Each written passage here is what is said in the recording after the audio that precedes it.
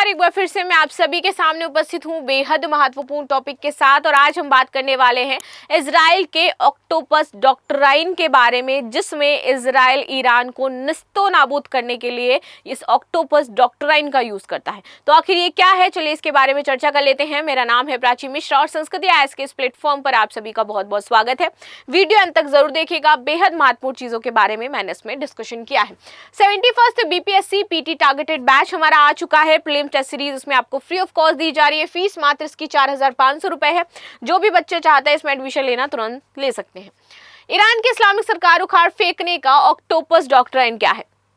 Khamenei का तख्ता पलट या जल जाएंगे नेत्यानू, क्योंकि यहाँ पर ये कहा जा रहा है कि खामेनेई की जो सरकार है उसको हम उखाड़ फेंकेंगे। जैसे कि मैंने आपके लिए कहा है कि यूपीएससी में इसका क्या महत्व हो जाता है, इसके बारे में भी समझ लेते हैं। तो यूपीएससी पेपर सेकंड अंतर्राष्ट्रीय संबंध में ये आपका हेल्पफुल होने वाला है topic, and UPSC paper third security में आपका ये हेल्पफुल होने वाला है। दोनों से ही मैंने यहाँ पर क्वेश्चन बना करके आपको दिए हैं। प्रश्न है, ऑक्टोपस डॉक्ट्रिन के तहत इजराइल की रणनीति मध्य पूर्व में क्षेत्रीय सुरक्षा को कैसे प्रभावित करेगी? भारत के लिए इसके क्या निहितार्थ है? सेकेंड, अगर जीएस पेपर थर्ड के थ्रू आपका क्वेश्चन बनता है तो ऑक्टोपस डॉक्ट्रिन रक्षा और साइबर सुरक्षा में इजराइल की रणनीति को कैसे दर्शाता है, इसके वैश्विक सुरक्षा पर प्रभाव की जांच करें। ठीक है, चलिए अब आ जाते हैं इस टॉपिक पर। ये मैंने पहले आपका इसलिए दिया ताकि आप लोगों को रिलेवेंस पता चल जाए, इस टॉपिक का क्या रिलेवेंस है और आप इसको और सिंसियरली पढ़ सकें, बिकॉज ये आपके दोनों ही पेपर में इंपॉर्टेंट हो जाता है। चलिए ऑक्टोपस डॉक्ट्रिन की बात करते हैं, क्या है? तो देखिए, ऑक्टोपस डॉक्ट्रिन एक रणनीति है जिसमें इजराइल ने ईरान की जो इस्लामिक सरकार हो जाती है या फिर इसके जो क्षेत्रीय प्रभावशाली गतिविधियां हैं इसको कमजोर करने या उखाड़ फेंकने के लिए डिजाइन किया था। ऑक्टोपस एक सर होता है और उसके हम देखते हैं ना 8 पैर होते हैं। ठीक है, तो यहाँ पर यही है कि ईरान जो है वो हेड हो जाता है इस पूरे आतंकी जो गढ़ है उसका, और बाकी हमास या बाकी ये सब हो जाते हैं वो इसके क्या हो जाते हैं, 8 पैर हो जाते हैं। तो इजराइल का कहना है पहले हम इनके जो पैर हैं वो काटेंगे और बाद में जो इनका सर है वो काटेंगे। सर कौन है? ईरान है, और इसीलिए इसको बोला गया ऑक्टोपस डॉक्ट्राइन। राइट, आते हैं इस रणनीति का जो नाम है वो पूर्व इजरायली प्रधानमंत्री आपके नफ्ताली बेनेट ने जून 2022 में दिया था, जब उन्होंने कहा कि इजराइल अब ईरान के प्रॉक्सी यानी कि 6 संगठनों या फिर टेंटिकल्स उसके क्षेत्रीय सहयोगी जैसे कि हिजबुल्लाह, हमास और हैथी इस पर ध्यान नहीं देगा, बल्कि सीधे ऑक्टोपस के सिर यानी कि ईरान की इस्लामिक सरकार और इसकी जो इस्लामिक रिवॉल्यूशनरी गार्ड कॉर्प्स हैं इस पर हमला करेगा। ठीक है, तो यही आपके थे कि पैर ये हैथी, हमास और हिजबुल्लाह। अभी तक हम लोग जो लड़ाई कर रहे थे वो हिजबुल्लाह, हमास और हैथी के खिलाफ लड़ रहे थे, लेकिन हमें तो लड़ना किसके खिलाफ चाहिए था? ईरान के खिलाफ, क्योंकि हेड तो वही हो जाता है। तो अब यहाँ पे कहा गया कि सीधा उसके हेड को काटना है, यानी कि ईरान को हमें निस्तनाबूद करना है। ये सब तो अपने आप ही खत्म हो जाएंगे। ऑक्टोपस डॉक्ट्रिन की मुख्य बातें क्या है ये समझते हैं। सीधा हमला ईरान पर करना, यहाँ पर ये कहा गया कि हम लोग क्या करेंगे, सीधा हमला ईरान पर करेंगे, ना कि उसके जो टैक्टिकल्स यानी कि हिजबुल्लाह हो जाते हैं, यमन में हैती हैं, गाजा में हमास है या उसकी इकाइयां हैं, उस पर नहीं करना है। लेकिन ऑक्टोपस डॉक्ट्रिन के तहत इजराइल अब ईरान के भीतर सैन्य और परमाणु सुविधाओं, आईआरजीसी कमांडरों और नेतृत्व को निशाना बनाने पर जोर दे रहा है। उदाहरण के लिए 2024 में दमिश्क में आईआरजीसी कमांडर मोहम्मद रजा दोहादी की हत्या की गई, जिससे इजराइल का काम माना गया और ये इसकी रणनीति का हिस्सा था। इसका उद्देश्य था कि ईरान की जो क्षेत्रीय महत्वाकांक्षा और जो परमाणु कार्यक्रम वो चलाना चाहते हैं उसको सीधे तौर पर कमजोर किया जाए। दूसरा, परमाणु कार्यक्रम पर हमला। हम यहाँ पर नहीं चाहते कि वो परमाणु प्रोग्राम को आगे बढ़ाए, और अगर सोचो आतंकवादियों को परमाणु मिल गया तो वो क्या करेंगे पूरे देश के साथ, तो इसलिए बहुत ही ज्यादा इंपॉर्टेंट हो गया। 2020 में नतांजा में विस्फोट को इजराइल ने अंजाम दिया था, क्योंकि नतांजा में ही इनका जो पूरा परमाणु प्रोग्राम है वो चल रहा था। इजराइल का लक्ष्य ईरान को परमाणु हथियार विकसित करने से रोकना है, क्योंकि वह अपने अस्तित्व के लिए खतरा मान रहा है इसे। आईआरजीसी और प्रॉक्सी नेटवर्क को निशाना बनाना, तो प्रॉक्सी नेटवर्क को तो निशाना बनाया ही, हमने हिजबुल्लाह को निशाना बनाया, हमने हमास को निशाना बनाया, और इजराइल पर वर्क भी कर रहा है। फ्री फिलिस्तीन जो हम नारा सुनते हैं वहां पर हमास ही तो है, और वहीं पर ये सारी चीजें हो रही हैं। ये सारी चीजें सीरिया में शिया मिलिशिया है, इसके क्षेत्र पर उसकी शक्ति का आधार है। ऑक्टोपस डॉक्ट्रिन के तहत इजराइल इन प्रॉक्सी संगठनों को कमजोर करेगा और डायरेक्ट जो ईरान के ठिकाने हो जाते हैं, मेजर और आईआरजीसी के कमांडर के ठिकाने हो जाते हैं, उनको ही उड़ा देगा। ये रणनीति ईरान की क्षेत्रीय प्रभाव को सीमित करेगी और उसकी जो प्रॉक्सी नेटवर्क्स हैं उसको खत्म कर देगी।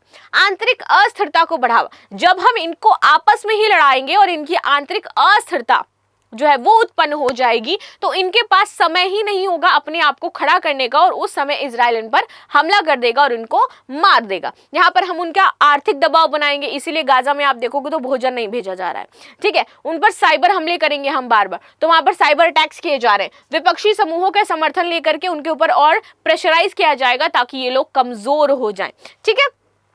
आगे बात करते हैं। हालांकि ये रणनीति अभी तक पूरी तरह से सफल नहीं हुई है, क्योंकि ईरान की जो मूक परंपरावादी बहुसंख्यक जनता है, लगभग 70% क्रांति के लिए तैयार ही नहीं है। क्षेत्रीय और वैश्विक समन्वयता की बात कर लेते हैं। अब देखो, इजराइल इस रणनीति को लागू करने के लिए अमेरिका, सऊदी अरब और अन्य जो खाड़ी देश हैं इनके साथ सहयोग पर काम कर रहा है, क्योंकि इजराइल का कहना है कि अमेरिका उसके साथ है और अमेरिका मिल करके उन पर हमला करे, क्योंकि उसने जो नतांजा में नीचे बेस बना रखा है उसको विस्फोट करके समाप्त करने का जो पावर है सिर्फ अमेरिका के पास है। इसीलिए इजराइल चाहता है कि अमेरिका सपोर्ट करे आकर के। तो फाइनली शायद अमेरिका रेडी भी हुआ है और अब ये जो वॉर है आपका अमेरिका, इजराइल और ईरान के बीच में तब्दील होने वाला है। उदाहरण के लिए अमेरिका की मैक्सिमम प्रेशर नीति और प्रतिबंधों ने ईरान की अर्थव्यवस्था को कमजोर किया, जो कि ऑक्टोपस डॉक्ट्रिन के जो लक्ष्य थे इसके अनुरूप था। ईरान के साथ अब लोग ज्यादा व्यापार नहीं कर रहे थे, इसका रीजन यही था कि ईरान की अर्थव्यवस्था को हमें चरमराना है। इजराइल ईरान के ड्रोन और मिसाइल कार्यक्रमों को भी निशाना बनाता है, जो कि क्षेत्रीय और वैश्विक सुरक्षा के लिए खतरा माने जाते हैं। ऑक्टोपस डॉक्ट्रिन की पृष्ठभूमि की बात करते हैं तो ईरान इजराइल का तनाव सबसे पहले हम यहाँ से शुरू करेंगे, जो कि आपका 1971 में इस्लामिक क्रांति के बाद बढ़ा। ईरान इजराइल को जियोनी दुश्मन मानता है और अपने प्रॉक्सी के जरिए जो हमले हैं वो कराता रहता है, जबकि इजराइल ईरान के परमाणु कार्यक्रम और क्षेत्रीय प्रभाव को अपने लिए खतरा मानता है। JCPOA की विफलता 2015 में परमाणु समझौता आपका हुआ था, ठीक है, जिसमें अमेरिका ने 2018 में इससे हटने के बाद इजराइल में अपनी जो रणनीति है इसको और आक्रामक किया।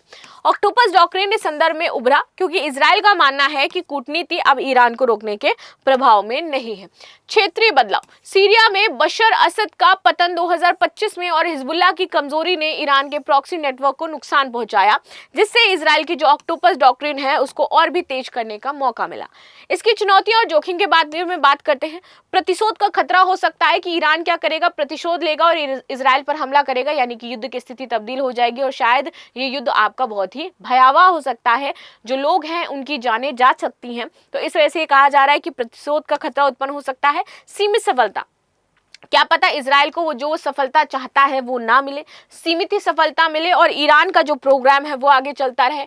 अंतर्राष्ट्रीय समर्थन, ऑक्टोपस डॉक्ट्रिन को लागू करने के लिए इजराइल को अमेरिका और अन्य सहयोगियों का समर्थन चाहिए, लेकिन यूक्रेन संकट और वैश्विक आर्थिक मुद्दों पर यह समर्थन आपका सीमित ही मिल पा रहा है इसको। नैतिक और कानूनी सवाल, IRGC कमांडरों की हत्या और साइबर हमले जैसे कदम अंतर्राष्ट्रीय कानून के तहत विवादग्रस्त हो जाते हैं, इसलिए भी देश शायद आगे आना नहीं चाहेंगे। ईरान की इस्लामिक सरकार पर प्रभाव, आर्थिक दबाव पड़ रहा है। यहाँ पर अमेरिकी प्रतिबंधों और इजरायली हमलों ने ईरान की अर्थव्यवस्था को तबाह कर दिया है। सैन्य कमजोरी है क्योंकि उनके पास ज्यादा पावर है नहीं, नेटवर्क वो बिल्ड कर नहीं पा रहे हैं और इसीलिए सीरिया और लेबनान में ईरान के जो प्रॉक्सी नेटवर्क है वो इनको नुकसान पहुंचा रहा है, लेकिन ईरान अभी भी इराक और यमन पर अपना प्रभाव बनाए हुए है।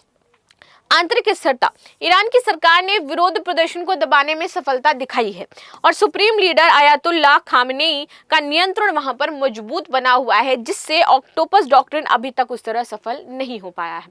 सो ये था ऑक्टोपस डॉक्ट्रिन, जिसके थ्रू वो इजराइल, ईरान की जो सरकार है, इजराइल जो है वो उसको उखाड़ फेंकना चाहती है। तो इसमें ये चुनौतियां थी, क्या इंपॉर्टेंट फैक्ट्स थे, कैसे काम करने वाला, ये सारी चीजें मैंने कवर की। लास्ट में क्वेश्चन है आपका, ऑक्टोपस डॉक्ट्रिन निम्नलिखित में से किस देश द्वारा ईरान के खिलाफ अपनाई गई रणनीति है? संयुक्त राज्य अमेरिका, इजराइल, सऊदी अरब या रूस? तो आप सभी मुझे कमेंट में आंसर जरूर दीजिएगा। मिलते हैं नेक्स्ट क्लास में, तब तक के लिए धन्यवाद। लाइक शेयर सब्सक्राइब करना बिल्कुल भी ना भूलें and thank you so much.